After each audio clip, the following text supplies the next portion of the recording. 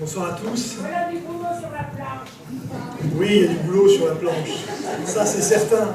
Et en même temps, je voudrais dire que s'il y a bien un domaine dans lequel il faut que les hommes politiques soient extrêmement humbles, modestes et précautionneux dans les engagements qu'ils prennent, c'est celui de l'emploi. D'abord parce qu'il suffit de regarder la conjoncture dans laquelle nous évoluons aujourd'hui, et parce que s'il y a des promesses non tenues, et nous en savons quelque chose à Grenoble, s'il y a des engagements qui ne sont pas respectés, ils créent à chaque fois de la désespérance sociale, ils discréditent à chaque fois un peu plus la parole du politique, et nous n'avons vraiment pas besoin de cela en ce moment.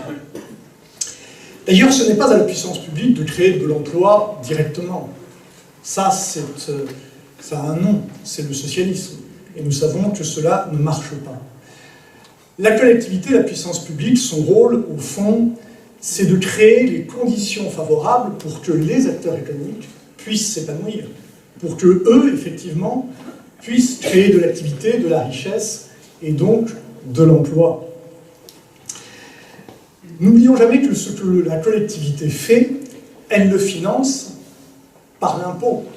Or, si nous croyons à l'impôt républicain, nous savons aussi que l'impôt excessif, les charges qui écrasent les acteurs économiques, nuisent à la capacité d'entreprendre, à la capacité d'initiative, et donc, au fond, à l'arrivée à l'emploi. Et dès lors, d'ailleurs, il suffit de voir notre agglomération grenobloise. Vous l'avez dit, l'explosion de la contribution foncière des entreprises, ce n'est pas un hasard. Ce n'est pas un hasard non plus si dans notre agglomération, ce que l'on appelle le VT, c'est-à-dire le versement transport, la taxe que les entreprises payent pour financer le développement des transports en commun, eh bien, le versement transport dans l'agglomération grenobloise a été fixé au niveau maximum de ce que la loi autorise. Et donc, je voudrais dire que finalement, la première des mesures que nous devons prendre à la tête d'une collectivité, eh bien, c'est de bien la gérer. Parce que bien gérer une collectivité locale, c'est mettre un terme au matraquage fiscal, et c'est donc permettre aux entrepreneurs de faire leur business, de créer de l'activité, de créer de l'emploi. Et si nous sommes d'accord sur cette base qui doit structurer l'ensemble de nos propositions, eh bien, nous devons aussi tenir compte d'une réalité qui a été évoquée, c'est la concurrence féroce que se livrent les territoires pour attirer vers eux de l'activité. Et face à cette concurrence féroce, ce qui est très important, c'est que le territoire, notre territoire, soit particulièrement bien irrigué, particulièrement bien desservi en matière d'infrastructures de transport. Et si je regarde ce qui s'est passé ces 20 dernières années, ou plutôt ce qui ne s'est pas passé ici, qu'est-ce que j'observe? J'observe qu'aujourd'hui, et ce n'était pas le cas il y a 20 ans, aujourd'hui, il faut autant de temps pour aller de Marseille à Paris que de Grenoble à Paris. Et vous savez bien que vous vivez dans un pays où beaucoup de décisions, vous parliez tout à l'heure des grands ponts, beaucoup de décisions sont prises, c'est vrai dans le privé, mais c'est aussi vrai dans le public, à Paris. Et donc la qualité de la desserte avec Paris, c'est extrêmement important. Il y aura donc, parce qu'elle n'a pas été livrée, une véritable bataille du fer à mener dans les années à venir. Oh, je vous le dis très sincèrement, ce sera une bataille extrêmement difficile, parce que beaucoup d'opportunités ont été manquées, notamment l'opportunité d'une gare plus proche que celle qui sera implantée à Chambéry-Nord dans le cadre du Lyon-Turin. Nous ne pourrons pas rattraper cela. Donc il faudra améliorer la desserte, la liaison actuelle.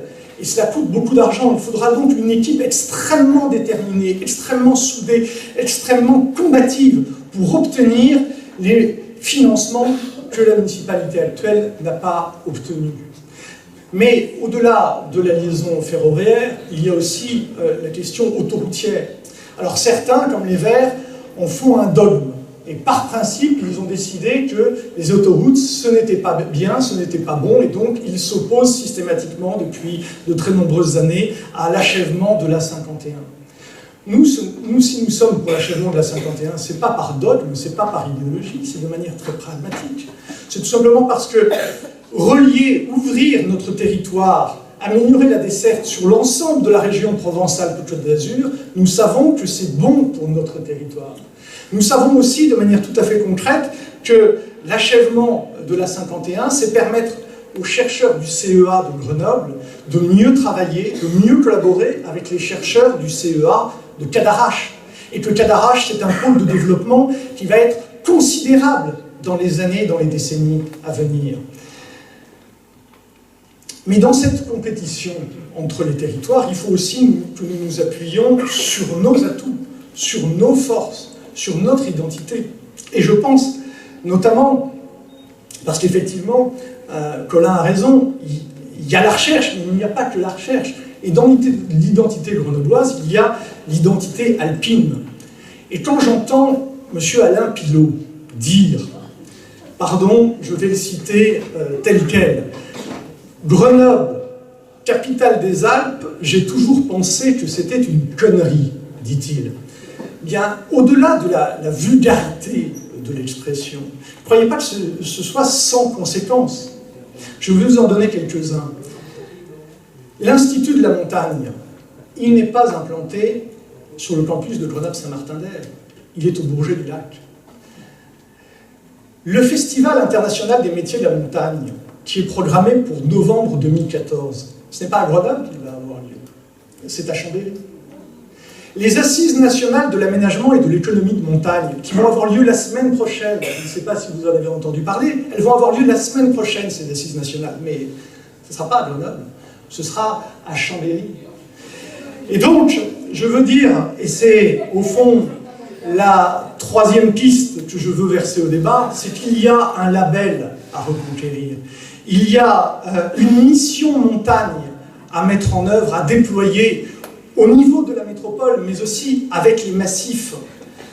Parce que, on l'oublie, mais nous sommes, je vous le rappelle, à force de ne plus en entendre parler, on l'oublierait presque, mais avant Bolzano, avant Innsbruck, nous sommes la plus grande métropole alpine.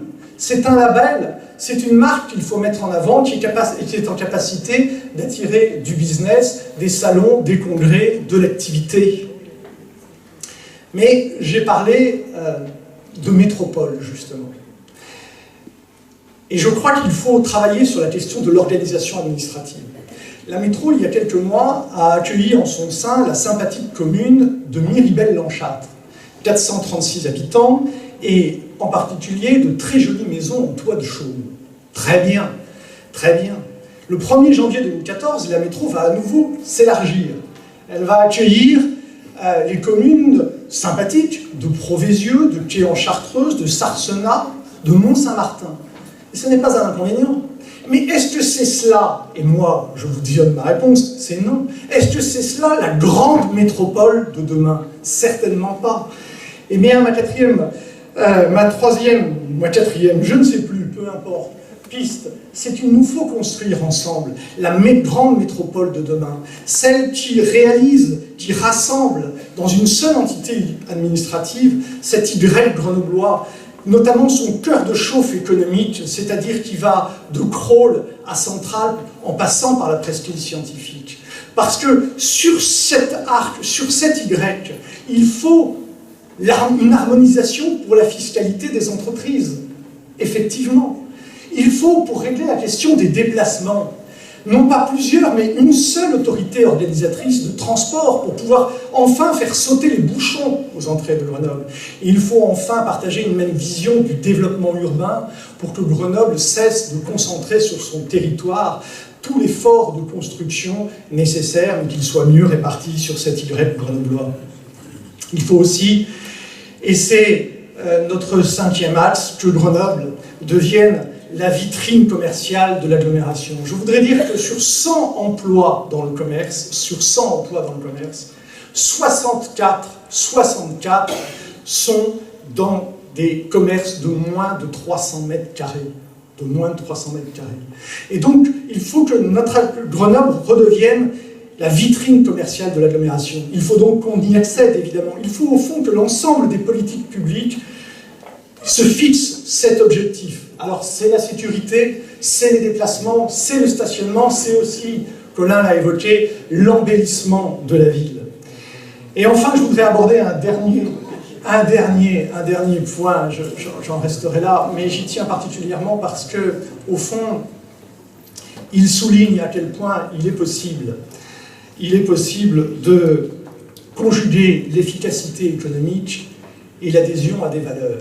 Il y a un grand enjeu en France pour les décennies à venir, et c'est particulièrement vrai dans notre agglomération. C'est la solidarité intergénérationnelle. Vous savez qu'à Grenoble, un Grenoblois sur 8 a plus de 75 ans. Et dans le même temps, un Grenoblois sur 7 a entre 20 et 24 ans. C'est-à-dire que vous avez là plus de 40 000 habitants qui sont soit à la recherche d'un job, d'une rémunération complémentaire, soit susceptibles d'être intéressés par une prestation, une aide à domicile. Et donc, si la collectivité peut avoir un rôle, c'est de permettre que ces deux populations se rencontrent. Alors ça peut prendre la forme de résidence intergénérationnelle, ça peut prendre la forme d'échange de services, et la collectivité peut financer cela. Elle peut apporter des compléments de rémunération, elle peut d'autant plus le faire qu'en toute hypothèse, ces services à la personne pèsent déjà sur les comptes publics de la collectivité. Il ne s'agit donc pas de dépenses nouvelles. Voilà ce que je voulais dire à travers ces 6 pistes de réflexion. Brièvement, on aura l'occasion d'y revenir dans le débat. Vous voyez, cela suppose d'allier l'imagination, l'innovation, l'esprit d'entreprendre, et au fond, ça tombe bien parce que moi je suis persuadé que l'innovation, l'imagination, l'esprit d'entreprendre, ça correspond bien justement à l'histoire, à l'ambition, à la perspective de notre ville. Je vous remercie.